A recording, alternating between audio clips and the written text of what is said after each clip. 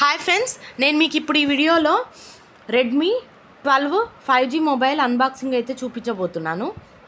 ఇండియాలో 5G network వచ్చింది అనగానే నేను నా 4G మొబైల్ వివో ఉండే నా దగ్గర, దాన్ని అప్డేట్ చేసుకుందాం అనుకొని రెడ్మీ 13C మొబైల్ 5Gది కొన్నాను. కొన్న తర్వాత మా హస్బెండ్ ఆ మొబైల్ చూసి చాలా ఇంప్రెస్ అయ్యారు. చాలా బాగుంది అన్నాడు. అంటే సరే తనకు కూడా ఒక మొబైల్ కొందామని అనుకున్నా. కానీ ఫస్ట్ తను అన్నాడు, నేను పోకో ఆన్లైన్లో అమెజాన్లో దొరుకుతుంది, పోకో తీసుకుంటా అన్నాడు. అంటే పోకోకి సర్వీస్ సెంటర్స్ ఎక్కువ లేవు, ఏదైనా రిపేర్ ప్రాబ్లమ్ వస్తే మళ్ళీ కష్టము అని చెప్పి నేను లేదు వేరే కంపెనీ మొబైల్ కొనుక్కో అని అన్నాను. అన్న తర్వాత ఈ వివో అయితే బోర్ వచ్చేసింది. ఆల్రెడీ మేము 2-3 ఇయర్స్ నుంచి వివో మొబైల్సే వాడుతున్నాము. ఈ ఓప్పో చూస్తే ఏమో చాలా కాస్ట్లీగా ఉంది. మొబైల్ చాలా బాగున్నాయి కానీ ఎక్కువ రేంజ్ ఉన్నాయన్నమాట. ఈ మొబైల్కి ఇంత అవసరం లేదు. ఇప్పుడు పిల్లలు ఆడుతూ ఉంటారు, ఎప్పుడన్నా కింద పడేస్తే ఖరాబ్ అయిపోతుంది. ఈ అట్లాంటి దానికి రేట్స్ ఎక్కువ పెట్టడం వేస్ట్.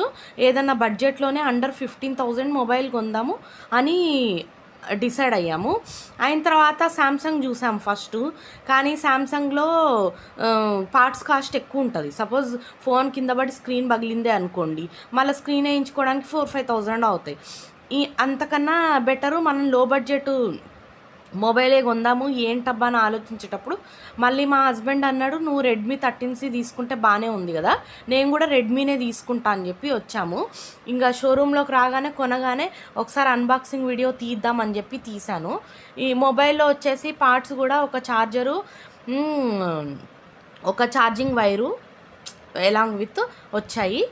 చాలా బాగుంది మొబైల్ అయితే, బాగుంది. Light weight, screen, clarity plus colour అన్నీ చాలా బాగున్నాయి.